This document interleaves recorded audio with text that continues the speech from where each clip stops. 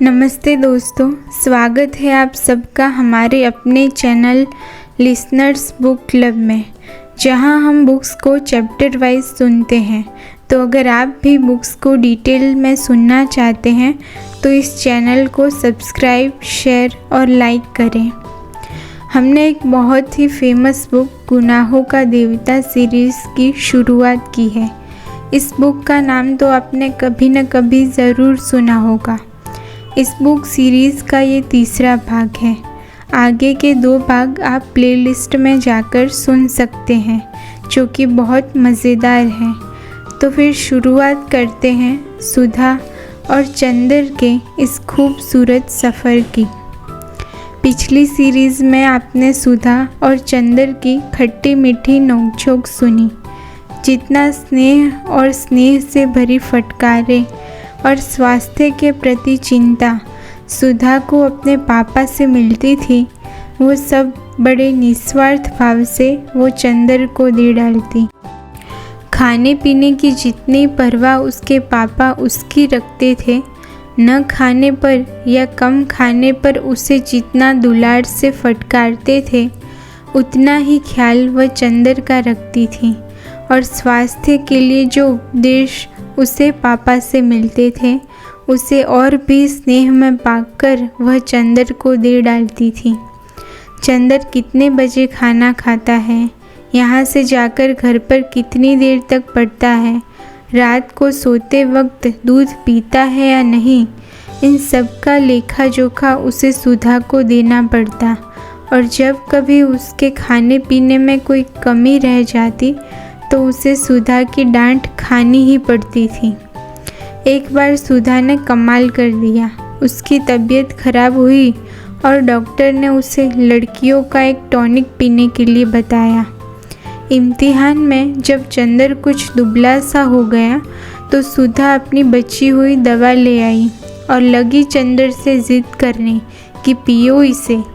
जब चंदर ने किसी अखबार में उसका विज्ञापन दिखाकर बताया कि लड़कियों के लिए है, तब जाकर कहीं उसकी जान बच पाई।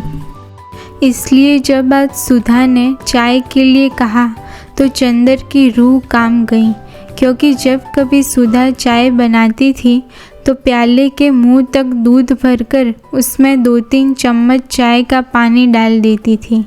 और अगर उसने ज़्यादा स्ट्रॉन्ग चाय की मांग की तो उसने खालिस दूध पीना पड़ता था। और चाय के साथ फल और मेवा और खुदा जाने क्या क्या। और उसके बाद सुधा का इसरार, न खाने पर सुधा का गुस्सा और उससे बाद की लंबी चौड़ी मनुहार, इस सब से चंदर बहुत घबराता था। लेकिन जब सुधा उसे स्टडी रूम में बिठाकर जल्दी से चाय बना लाई तो उसे मजबूर होना पड़ा। और बैठे बैठे निहायत बेबसी से उसने देखा कि सुधा ने प्याले में दूध डाला और उसके बाद थोड़ी सी चाय डाल दी। उसके बाद अपने प्याले में चाय डालकर और 2 चम्मच दूध डालकर आप ठाठ से पीने लगी और बेतकल्लुफ़ी से दूधिया चाय का प्याला चंदर के सामने खिसकाकर बोली, पीजिए, नाश्ता आ रहा है। चंदर ने प्याले को अपने सामने रखा और उसे चारों तरफ घुमाकर देखता रहा कि किस तरफ से उसे चाय का अंश मिल सकता है। जब सभी ओर से प्याले में क्षीर सागर नज़र आया तो उसने हार कर प्याला रख दिया। क्यों, पीते क्यों नहीं? सुधा ने अपना प्याला रख दिया। पिए क्या, कहीं चाय भी हो? तो और क्या, खालिस चाय पीजिएगा। दिमागी काम करने वालों को ऐसी ही चाय पीनी चाहिए। तो अब मुझे सोचना पड़ेगा कि मैं चाय छोड़ूं या रिसर्च। न ऐसी चाय मुझे पसंद, न ऐसा दिमागी काम। लो, आपको विश्वास नहीं होता? मेरी क्लास फेलो है गेसु काज़मी, सबसे तेज़ लड़की है और उसकी अम्मी उसे दूध में चाय उबाल कर देती है। क्या नाम है तुम्हारी सखी का? गेसु, बड़ा अच्छा नाम है। और क्या, मेरी सबसे घनिष्ठ मित्र है और उतनी ही अच्छी है जितना अच्छा उसका नाम।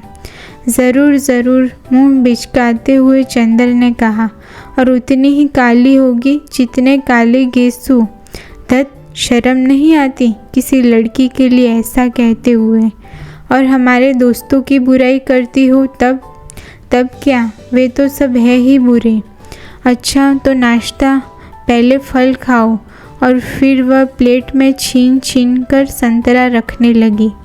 इतने में ज्यों ही वह झुककर एक गिरे हुए संतरे को नीचे से उठाने लगी कि चंदर ने झट से उसका प्याला अपने सामने रख लिया और अपना प्याला उधर रख दिया और शांत चित्त से पीने लगा।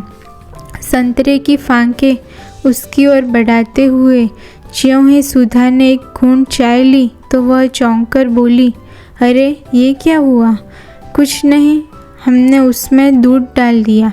तुम्हें दिमागी काम बहुत रहता है, चंदर ने ठाठ से चाय घूंटते हुए कहा। सुधा कुट गई, कुछ बोली नहीं। चाय खत्म करके चंदर ने घड़ी देखी। अच्छा लाओ, क्या टाइप कराना है? अब बहुत देर हो रही है। सुधा डॉक्टर साहब का निबंध उठा लाई और बोली, लो ये निबंध की पांडुलिपि है। ड्राइवर तुम्हें मुखर्जी रोड तक पहुंचा देगा। चंदर कार में बैठ गया। सिविल लाइंस के एक उजाड़ हिस्से में एक पुराने से बंगले के सामने आकर मोटर रुकी। बंगले का नाम रोजलान था, लेकिन सामने के कंपाउंड में जंगली घास उग रही थी और गुलाब के फूलों के बजाय अहाते में मुर्गी के पंख बिखरे पड़े थे। रास्ते पर भी घास उग गई थी और फाटक पर, जिसके एक खंभे की कॉर्निस टूट चुकी थी, बजाय लोहे के दरवाजे के 2 आड़े बांस लगे हुए थे। फाटक के एक छोटा सा लकड़ी का नाम पटल लगा था, जो कभी काला रहा होगा, लेकिन जिसे धूल, बरसात और हवा ने चितकबरा बना दिया था। चंदर मोटर से उतरकर उस बोर्ड पर लिखे हुए अधमिटे सफ़ेद अक्षरों को पढ़ने की कोशिश करने लगा और जाने किसका मुंह देखकर सुबह उठा था कि उसे सफलता भी मिल गई। उस पर लिखा था AF डिक्रूज। उसने जेब से लिफाफा निकाला और पता मिलाया। लिफाफे पर लिखा था मिस P डिक्रूज। यही बंगला है। उसे संतोष हुआ। हॉर्न दो, उसने ड्राइवर से कहा। ड्राइवर ने हॉर्न दिया, लेकिन किसी का बाहर आना तो दूर, एक मुर्गा जो अहाते में कुड़कुड़ा रहा था, उसने मुड़कर बड़े संदेह और त्रास से चंदर की ओर देखा और उसके बाद पंख फड़फड़ाते हुए, चीखते हुए जान छोड़कर भागा। बड़ा मनहूस बंगला है। यहाँ आदमी रहते हैं या प्रेत? कपूर ने उबक कर कहा और ड्राइवर से बोला, जाओ तुम, हम अंदर जाकर देखते हैं। अच्छा हुजूर, सुधा बीबी से क्या कहें? कह देना पहुंचा दिया। सो फ्रेंड्स, इस एपिसोड के लिए बस इतना ही। अगर आप भी जानना चाहते हैं कि मिस डिक्रूज के आने की वजह से सुधा और चंदर के इस खूबसूरत कहानी में क्या नया मोड़ आएगा, तो प्लीज़ मेरे चैनल को सब्सक्राइब करें, वीडियोस को शेयर करें। जल्दी मिलेंगे एक नए वीडियोस के साथ और सुधा और चंदर की इस खूबसूरत कहानी को आगे बढ़ाएंगे। प्लीज़ मेरे चैनल को सब्सक्राइब करें, लाइक करें और शेयर करें। बाय।